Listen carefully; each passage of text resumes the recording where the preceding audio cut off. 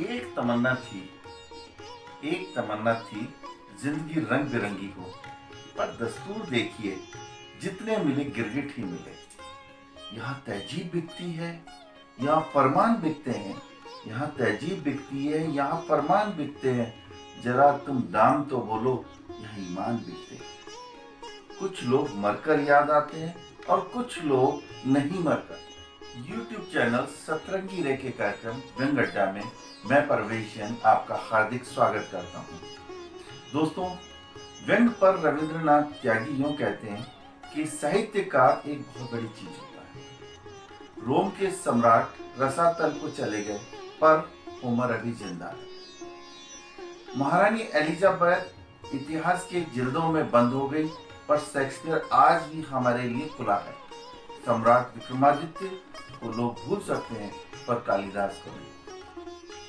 आज हम आपकी मुलाकात संजीव जायसवाल संजीव जी से करवाने जा रहे हैं, जिनके अभी तक 12 कहानी संग्रह, 12 उपन्यास, 2 व्यंग संग्रह और 29 चित्र कथाएं प्रकाशित हो चुकी है। आपके उपन्यास का कई भाषाओं में अनुवाद हो चुका है, जिसमें चित्र कथा व हंसजिया का विश्व की 96 भाषाओं में अनुवाद हो चुका है। इसी तरह उपन्यास होगी जीत आपकी का 16 भाषाओं में अनुवाद हुआ है।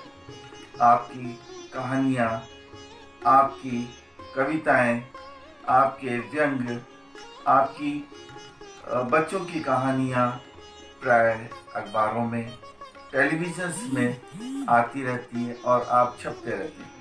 आपको राष्ट्रीय स्तर के और उत्तर प्रदेश सरकार के, इसके अलावा रेल मंत्रालय से आपको कई पुरस्कार अभी तक प्राप्त हो चुके हैं। व्यंग्यकार संजीव जायसवाल संजीव कहते हैं कि आज व्यंग एक स्वतंत्र विधा के रूप में स्थापित हो चुका है। यही कारण है कि अब नित्य नए रचनाकार व्यंग के क्षेत्र में पदार्पण कर रहे हैं, जिसमें काफी बड़ी संख्या में महिला व्यंग्यकारों की भी होती है। यह एक सुखद स्थिति है। दरअसल भागदौड़ भरी जिंदगी में आज युवा मन व्यवस्था के विपरीत आक्रोशित है। ऐसे में व्यंग्यकारों की कलम से निकले बाण उसके अपने आक्रोश को प्रतिनिधित्व करने में लगते हैं। अतः युवाओं में व्यंग्य लेखों और कथाओं को पढ़ने का प्रचलन काफी तेजी से बढ़ रहा है। इसके अलावा सोशल मीडिया के विभिन्न प्लेटफॉर्म पर भी व्यंग की लोकप्रियता काफी तेजी से बढ़ी है। अतः कुल मिलाकर कहा जा सकता है कि वर्तमान के साथ साथ आने वाले समय में भी व्यंग की स्थिति काफी मजबूत और संतोषजनक रहेगी। तो दोस्तों, आइए रूबरू होते हैं व्यंग्यकार संजीव जायसवाल संजीव से आपकी तरोताजा नई रचना के साथ।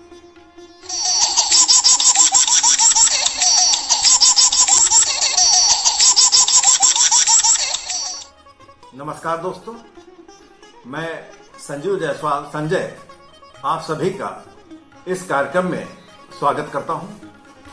दोस्तों, डेमोक्रेसी के अपने कई फायदे हैं। सफेदपोश नेताओं के कारनामों के चलते देश का मनोरंजन तो होता ही रहता है। कभी कभार ऐसी कलाबाजियां भी देखने को मिल जाती हैं कि इंसान दांतों तले उंगलियां दबा ले। कौन सा नेता सुबह किस पाले में था और शाम को किस पाले में चला जाएगा, यह तो परमपिता परमेश्वर ब्रह्मा जी भी नहीं जानते होंगे। और बेचारा कार्यकर्ता, जिसने नेताजी के लिए जान की बाजी लगा दी थी, हूतू तूतू बना, समझ ही नहीं पाता कि जिन विपक्षी कार्यकर्ताओं की कल तक लाठी खाई थी, उनसे आज गलबहियां कैसे करे।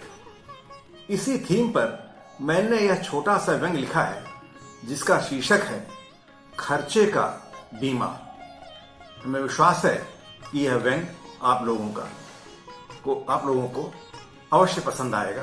तो आइए शुरू करते हैं व्यंग रचना खर्चे का बीमा। मतदान कराकर वह घर लौटे और सोफे पर पसर गए। पांवों में पड़े छालों को देख आंखें छलछला आईं। बुरा हो इस नासपीटी डेमोक्रेसी का, जिन 2 टके के आदमियों को कभी मुंह नहीं लगाया, उनके आगे नाक रगड़नी पड़ी। जिन गलियों की ओर कभी झांका तक नहीं, उनकी धूल फांक फांक कर सेहत की बाट लग गई। जो कनक कामनियां और मृगनयनियां दिल में बसाने लायक थीं, उनसे बेटी बहन का रिश्ता जोड़ वोट मांगने पड़े। ऐसी हुक सी उठती थी कलेजे में कि पूछो मत। वह अभी पुनरावलोकन कर ही रहे थे कि खबर आई कि ईमानदारपुर के कार्यकर्ता मिलने आए हैं।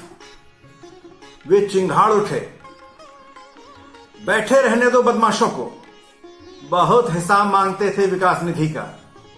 इस बार बनवाने के नाम पर इन ससुरों के गांव की सड़क खुदवा कर न छोड़ दूं तो मेरा नाम नहीं।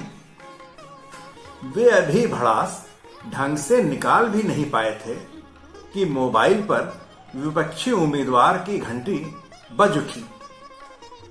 वे चिंगाड़ उठे, तेरी हिम्मत कैसे हुई मुझे फोन करने की? मुझसे ही दांव पेच सीखे और पाला बदल मेरे ही खिलाफ ताल ठोक दी। तेरे कारण चुनाव का खर्चा दोगुना हो गया है। तुझे तो मैं कभी माफ नहीं करूंगा। गुस्सा थूको उस्ताद, हम आप तो भाई भाई हैं। हम दोनों में से ही कोई एक चुनाव जीतेगा। जी नहीं, इस बार दोनों जीतेंगे, फिर ज्वाइंटली शपथ लेने चलेंगे। बात काट वे चीख पड़े। उनका चेहरा गुस्से से तमतमा उठा था। उस्ताद, रियलिस्टिक बन रियलिटी को रियल सेंस में एक्सेप्ट करो। हार्स ट्रेडिंग शुरू होने वाली है। अगर आधे अधूरे में बिक गए तो पछताओगे। इसलिए मेरी मानो तो अभी से खर्चे का बीमा करवा लो। अगले ने शांत स्वर में बहुत प्यार से समझाया। खर्चे का बीमा? इसका क्या मतलब? उनके कान चौकन्ने हो गए। उस्ताद, बहुत सीधा सा हिसाब है। अगर आप जीतो तो मेरी पार्टी में आ जाना। हवा बांध दूंगा कि जितने कैंडिडेट पाला बदल रहे हैं, सबको आपने ही मोटिवेट किया है। अच्छी कीमत दिलवा दूंगा। बस मेरे इलेक्शन का खर्चा दे दीजिएगा। इसके उलट अगर मैं जीता तो इसका उल्टा कर लिया जाएगा। दोनों की उंगलियां घी में रहेंगी, किसी का घाटा नहीं होगा।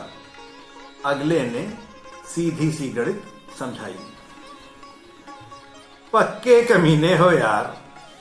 बहुत दिनों बाद उन्होंने खुलकर ठहाका लगाया और कुर्ते की बाहें चढ़ाते हुए बोले, भाई, मैं तो लाल बत्ती से नीचे नहीं मानूंगा। नगदी जितनी दिलवा पाओ वह तुम्हारी, और बाद में भी एक दूसरे की सेवा करते रहेंगे। पक्का? बिल्कुल पक्का। तो ठीक है उस्ताद, बीमा पक्का रहा। मौका लगे तो आज रात मेरे घर आ जाओ। घर ना आना चाहो तो फार्म हाउस पे आ जाओ। आपकी पसंद का सारा इंतजाम करवा रखा है। चेले ने गर्मजोशी से कहा। कैसा इंतजाम? वह हिचकिचाते हुए बोले, अरे उस्ताद, इतने नादान न बनो। आप सब जानते हो, मैंने आप ही से तो सब सीखा है। बात तो सही कह रहे हो। उन्होंने सिर हिलाया, फिर बोले, भैया, जब तक ऊंट किसी करवत न बैठ जाए, कलेजे पर पत्थर रखकर सदाचारी ही बने रहो, वरना यह पब्लिक बहुत मारेगी। उन्होंने समझाया। अब पब्लिक की तो अगले ने लंबी सांस खींची, फिर धीरे से छोड़ी। जय हो। फोन पर दोनों दोस्तों के ठहाके गूंज पड़े। उधर बाहर पब्लिक नेताजी तुम संघर्ष करो, हम तुम्हारे साथ हैं के नारे लगा रही थी। धन्यवाद। आपने खर्चे का बीमा संजीव जायसवाल संजीव जी के द्वारा लिखा गया व्यंग्य पाठ। दोस्तों, अगर आप भी व्यंग्य लिखते हैं, आपने भी विसंगति को देखकर मन आपका भी उद्वेलित होता है, आप भी लिखना चाहते हैं, तो आप अपना व्यंग्य रिकॉर्ड कीजिए, हमें भेजिए।